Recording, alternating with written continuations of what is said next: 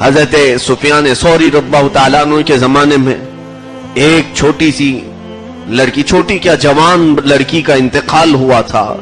حضرت سفیان ثوری رضی اللہ تعالیٰ عنہ یہ بھی مشہور تابعی ہیں، فرماتے ہیں باپ کی اکلوتی تھی، باپ بہت پیسے والا تھا، ہر اس کی خواہش پوری کرتا تھا، لیکن جوانی میں مر گئی، قبر میں دفن کر دیا گیا۔ یہ بہت رویا۔ حضرت سفیان ثوری کے پاس آ کر کہتا ہے مجھے معلوم نہیں وہ دنیا ہوتی کیسی ہے، قبر کی دنیا کیسی ہوتی ہے۔ میری بیٹی بہت مجھے عزیز تھی، بہت پیاری تھی، دفن کر کے آنے کے بعد ایک ہی خواہش مجھے ستاتی ہے، کاش میں اس کی قبر کی زندگی کو ایک بار دیکھ لوں، وہ کیسے ہے، کس حالت میں ہے، میں ایک بار اس سے بات کر لوں۔ حضرت سفیان ثوری رضی اللہ تعالیٰ عنہ نے کہا آج رات جاؤ، یہ وظیفہ پڑھو اور اپنی ٹوپی دی یہ پہن کر سو جاؤ۔ وہ بندہ کہتا ہے میں آیا گھر، اس امام کے بتائے ہوئی بات پر عمل کیا، ان کی ٹوپی پہن کر سویا تو فوراً میں نے دیکھا حجابات ہٹ گئے ہیں، میں اپنی بیٹی کی قبر کے پاس کھڑا ہوں اور میں نے اس کو ایسی حالت میں دیکھا کہ جس کو میں بیان نہیں کر سکتا۔ میری بیٹی کے انتقال کو ایک ہی دن ہوا تھا، لیکن وہ ننگی پڑی ہوئی تھی، اس کے جسم پر کوئی لباس نہیں تھا، حد تو یہ ہے کہ اس کا سر اتنا بڑا کہ پہاڑ کی شکل اختیار کر گیا، بہت بڑی اور بھیانک شکل بنائی گئی۔ میں نے بیٹی سے پوچھا کہ اے بیٹا تیرے ساتھ یہ کیا معاملہ ہوا ہے؟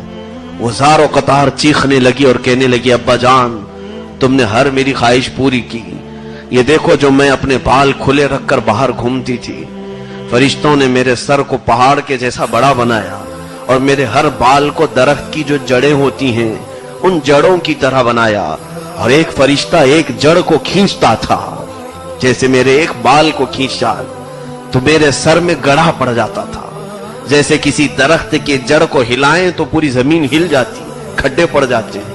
میرے ایک ایک بال کو اتنا بڑا بنا کر کھینچا گیا، میرے سر میں گڑھے پڑ گئے۔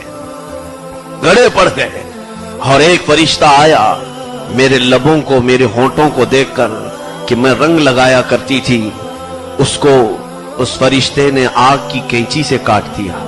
آپ دیکھیں کہ صرف میرے دانت دکھ رہے ہیں اور کچھ بھی نہیں دکھ رہا ہے، میرے جسم پر اب ہونٹ نہیں ہے، میرے چہرے پر صرف میرے دانت نظر آ رہے ہیں۔ وہ کہتی جا رہی تھی کہ میرے جسم کو میں نمائش کے لیے تیار کرتی تھی، میں لوگوں کو دکھانے کے لیے زیب و زینت کے لیے تیار کرتی تھی۔ ابا جان کچھ ایسے فرشتے آئے جنہوں نے میرے کفن کو بھی ہٹا دیا اور مجھے دوزخ کا لباس سب سے پہلے پہنایا گیا۔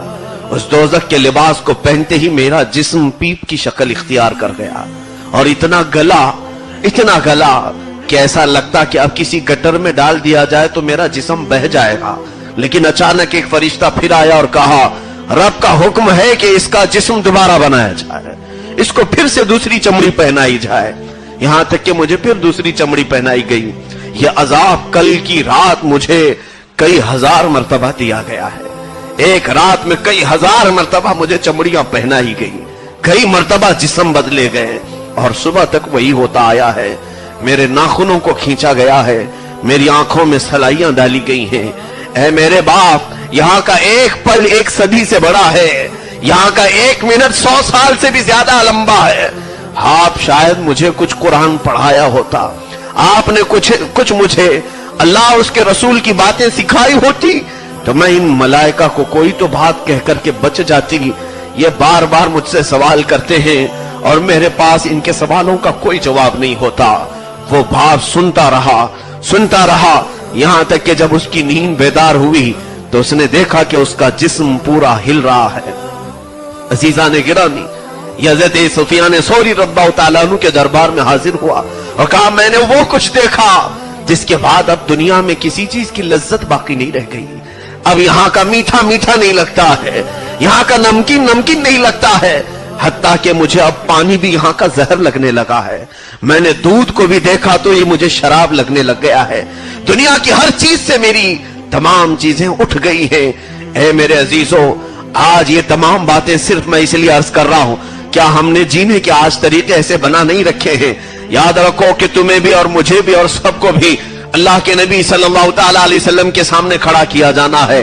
ہمارے ہاتھ میں بہت بڑی لمبی کتاب دی جائے گی जिसे सबको पढ़कर सुनाना है, उस दिन तुम चीख करके कहोगे ला युगादिरु हादा मा लिहादल किताबि ला युगादिरु सगीरतन वला कबीरतन इल्ला अहसाहा। ये किताब कैसी मेरे हाथ में दे दी गई कि इसमें कोई छोटी चीज भी नहीं छोड़ी, कोई बड़ी चीज भी नहीं छोड़ी, सब लिख दिया गया है। फिर वो दिन भी आएगा, हम सब कपकपाते हुए रब ताला के हुजूर चीखेंगे, रोएंगे, और उस वक्त ये रब ताला की तरफ से निदा आएगी। अल्लाह रब्बुल इज्जत ये इरशाद फरमाएगा कि आज ला युकल्लिमुहुमुल्लाहु यौमल क़ियामा वला युज़क्कीहिम, अल्लाह इनसे आज बात भी नहीं करेगा और इन्हें पाक भी नहीं करेगा। और ये भी हदीस पाक में है ला युरहमू, उन पर कोई रहम भी नहीं किया जाएगा, उन पर कोई शफकत नहीं की जाएगी, कोई मेहरबानी नहीं की जाएगी। इसलिए आज वक्त के खत्म होने से पहले हमारे अइम्मा किराम ने बार बार जो हमें तंबीह की है, नसीहतें की है और फरमाया है कि तुम अपने वक्त होते हुए ही अपनी इस्लाह कर लो, अपनी तौबा पर कायम हो जाओ, अपनी नमाजों को सही कर लो इससे पहले कि तुम्हारी नमाज पढ़ दी जाए। तुम अपनी पिछली तमाम गुनाहों की साबका गुनाहों की तलाफियां कर लो। रब ताला बेशुमार खताओं को माफ करने वाला रहीम और करीम और गफ्फार और सत्तार रब है। अल्लाह के हुजूर दुआ है मौला करीम हम सबको कहने सुनने से ज्यादा अमल की तौफीक अता फरमाए। रब्बे जुल जलाल हम सबको कब्र और हश्र के अज़ाब से महफूज फरमा। हम नहीं जानते हैं रब्बे जुल जलाल कि हमारी रूह किस हाल में कब्ज की जाने वाली है, हम नहीं जानते कि हमारी मौत किस जमीन के खित्ते पर आने वाली है।